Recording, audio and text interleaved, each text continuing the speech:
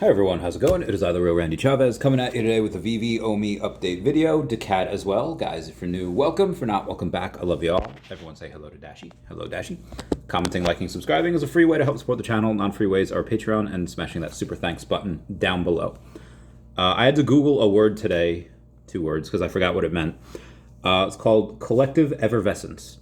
And many of you might have experienced this, whether you were either a top athlete or had gone to see professional sports games or went to a concert, played Pokemon Go in 2016. That last one I was not able to do because I was in Kuwait. I was deployed and they didn't have it in the country while Pokemon Go came out. I'd watch everybody else be at the beach, be at everywhere else, run after Charizards and have the time of their lives. There's one, you can even have it, you don't have to go to a stadium. There was one video I saw, it's viral TikTok. It's this homeless guy at the park. I don't know which park it is, what state, but he's there. He's singing Bon Jovi, "Living on a Prayer," and everyone's kind of ignoring him. They just go in and they go about their day at the park until he gets to the chorus, and then he's saying the chorus, and then everyone else sings with him. 2,000 people. We're halfway there, and even just seeing that on video, I was like, God, that must have felt so cool. Like, God, I wish I was there. Same thing I thought with Pokemon Go. Man, I wish I was there in America, doing this with everyone. Chavez, what does this have to do with VeVe and OMI and daCat? There are certain things that you can only experience in real life. And I feel bad for a lot of the younger folk in the pandemic. They had, a bunch of states that really shut down. They weren't able to really do anything. Looking at videos of Comic-Con and looking at videos of whether it's New York, San Diego, DesignerCon that's about to happen next week in Vegas, it looks great. It looks fun, but you got to be there. Like there's a joke in Blast from the Past with Brendan Fraser, and his dad's trying to explain to him baseball, like through a book. And he's like, oh, why does he have to go back to first? Because he must. Doesn't understand it until he actually sees a baseball game. It's like, you gotta see it to believe it, because he must. And it's one of those things, if you've never gone to like a big concert, a big show, a big sporting event where everyone's chanting the same thing, and it doesn't even, Taylor Swift's Eras Tour, yeah, like that's something that you can only get in person. And that's why I think VeVe goes to all of these events. They go to all these events because it's one that you can go to Twitter on Twitter Spaces, and I know I've done this until you're blue in the face. Until I was doing it earlier this year, I started to sound like Donald Trump because my voice was just it just went. It literally changed my voice. A lot of things that have done that over the years, and in-person events you could just go in and generally meet more people. And I don't even want to say, it's not that you meet more people, because you can network. Like I remember a decade ago plus, we're all starting to kind of network on the internet in the way that our previous humans never could. And I remember a bunch of boomers saying, like, get off the internet, go outside and actually talk to people. And that still works, but you can definitely go reach a lot more people on the internet, especially if you're someone with a big platform or a bigger platform where you just tend to have a lot of followers. And again, that works for a while. And there's multiple ways to go about getting followers. Like you can go on Spaces and you can put out a lot of incredible content and you can grind on there, which is what I've done. And I'm not saying that this isn't grinding, but you could go on to X and say like, hey, I don't know even if Agoro has a Twitter, but like, okay, me and Agoro are partnering up. You follow me, you follow Agoro, you tag 2 friends down below, and you retweet this. You do that, and you'll be put into the drawing for a giveaway. And I see people do this all the time, and it is a decent way to farm followers. But a lot of times you get the people that are only doing it for the potential giveaway, because it costs nothing to click follow and like something and comment, 2 friends. They could even be alt accounts of your own. And again, it's great to do that, but what value do you get out of those followers? Yeah, do that enough, and suddenly you, like, I think I have like 23,000 followers, and if I do that enough times, yeah, I can get another 2,300. You grow by 10%, and that's awesome. But again, the value you get from them, how many people that are super successful and that are out there making and doing stuff, are they going to be the ones commenting and bugging two of their friends and retweeting? Because again, like, especially when you get to a certain level, like what you say matters and words matter. And yes, I've done that for people that I've wanted to support. You know what? Yeah, comics and crypto, love them. I'm gonna tag two friends that I also know are friends with comics and crypto. I'll retweet that, just they're friends and you want to support them, and they'd probably do the same for me. Obviously, not now because their account got hacked, so maybe a bad example, but usually. Um, but a lot of other people that are out there, like, kind of busy making and doing the stuff, they're not the ones that are doing that. So you can get those followers, but it's only up to a point, because again, 7% of people in this world have crypto. How many of them are memes? Again, kind of have to choose your battles. But when going to an event, and I've done this before, and if you watch my last video, I went through the story already. I probably should have said it in the beginning.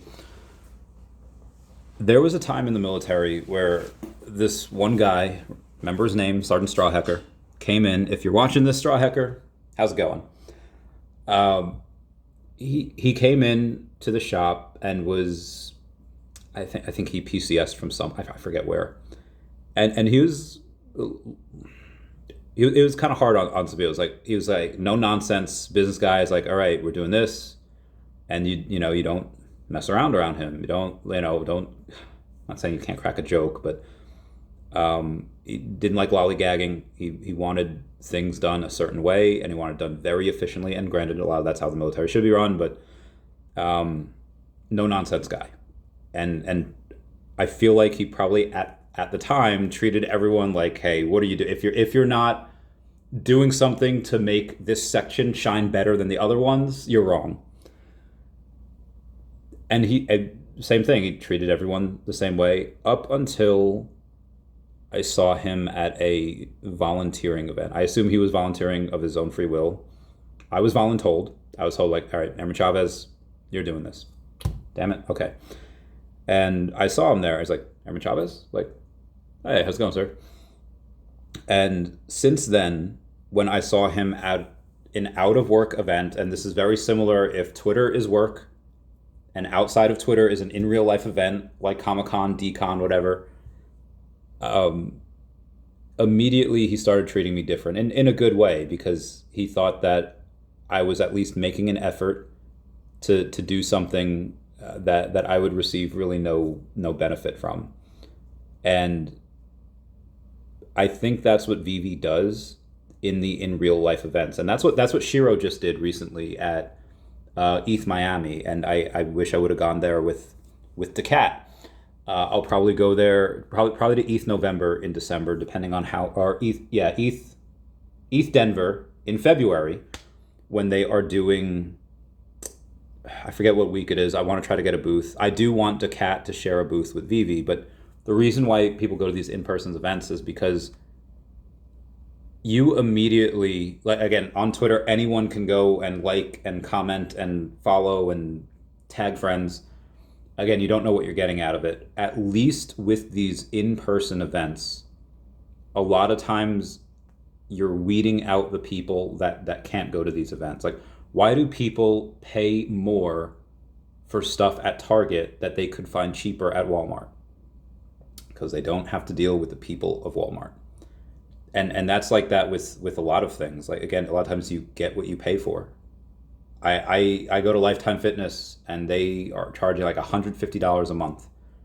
A lot of my friends would be like, Chavez, that is insane. Why would you do that? You can go to Planet Fitness for $20 a month. You can go to, like, one, because it's better equipment, more equipment, and you don't have to deal with the people at Planet Fitness. Not that everyone that goes to Planet Fitness to Walmart is bad. Like, most of them are pretty chill, but y'all know what I'm talking about. You don't have to deal with cracked out teenagers that are super cracked out on these pre-workouts. most everyone there is pretty chill at Lifetime. So again, at these in-person events where you might have to spend, several hundred or a couple grand, probably a couple grand if you want to go and not rough it, get a decent plane ticket there, get a decent place to stay, however much you want to spend. And a lot of the people that are on X which, some of them, they kind of like to troll, but even though they troll, they'll take the free, $80 Agoro box because, to them that's a decent amount of money. And okay, fair point. $80 is $80. But at those events, you don't really have to deal with those people. And there's just a slightly upper echelon of people that will go to those events, like the speakers. I think Eric Trump was at ETH Miami. I don't know if he's going to go to ETH Denver. But there's just people there that you wouldn't normally meet. And even if you like kind of follow someone on Twitter and you've like had one or two interactions and you don't really know them, in the same way that me and Sergeant Strawhecker at work the first time where we didn't really know each other and he's just random superior, and to him I probably just looked like a pile of crap 5'9" high. But once he saw me at the out of work event, then he's like, oh, okay, this is an actual person that might actually care a little bit about what the base looks like, et cetera, et cetera. I don't think he knew that I was voluntold to go on that mission. And I feel like a bunch of people that go there, you can network with them and it makes you stand out. And this type of networking isn't for everyone. Some people are just like, bro, I just want to buy these bags, have other people work, and have the bags go moon. Okay, that's why I'm in it too. I don't have any ownership in the VeVe company. I don't have any ownership in DEVVE. I own a lot of daCat, and I own a bit of Definity, like in these companies. But still, you want to use your skills to be able to. I feel like this is a co-op game. If crypto's a game, yeah, you could just look out for yourself, and that's easier to do. Is be like, yeah, I don't want to do any work. Fine. But if you have some marketable skills, if you have something if you can teach someone something, and I'm not saying to just help people out because, oh yeah, maybe they could help you down the line. No, you just do that to be a good person, and then most likely at some point you'll help someone out or teach somebody something that is like, hey, this is really good. And you could do this so easily with older people. If somebody's like 65, 70 years old and they're like, and they don't know anything about AI, they just don't know, like, they don't know how to Dropbox someone. They're like, oh yeah, let me do this for it. And it's going to be like, you're a wizard, Harry. And it's very easy to impress older people with certain technology. And that's all you got to do. And they'll remember you. I swear I have done this multiple times where give them something unique. It's like writing a story. It's like writing a book.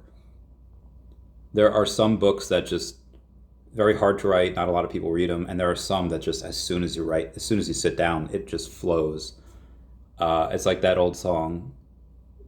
Dear Maria, count me in. There's a story at the bottom of this bottle and I'm a pen. Sometimes drink a bottle, story flows out. And if it's something that's relatable, again, it clicks with everyone. Be someone at these events that has a unique perspective. Talk with people about it on why you think a certain project like VeVe is majorly disruptive and innovative, and why and again, not everything's about ROI, and none of this is financial advice, but if you're going to go there and do that, make an impression and network, like, hey, that's a really good take. I like your take on that. And yeah, most people will be like, hey, that's cool. And then that's it.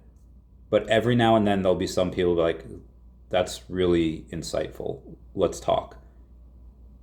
I've done this with so many people. And years ago, when I first started YouTube and I was talking about Pokemon sales data and at Tesla, at a political, like just all of these things to get started before I found my footing, I wouldn't go in and I wouldn't say, like, I wouldn't have these thumbnails where you're just like, because everyone was doing that. And yeah, you get the clicks, but again, like the people that, do those like mass follows on Twitter, like, hey, comment, like, what type of people are you really getting?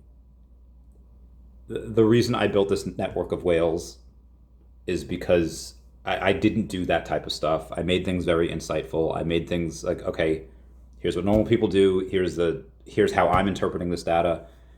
I made a video on DEVVE the other day. Oh, we're at 15 minutes, right? I made a video on DEVVE the other day because there were some people that saw DevStream that's listed on NASDAQ, so they're big enough to be listed on the NASDAQ.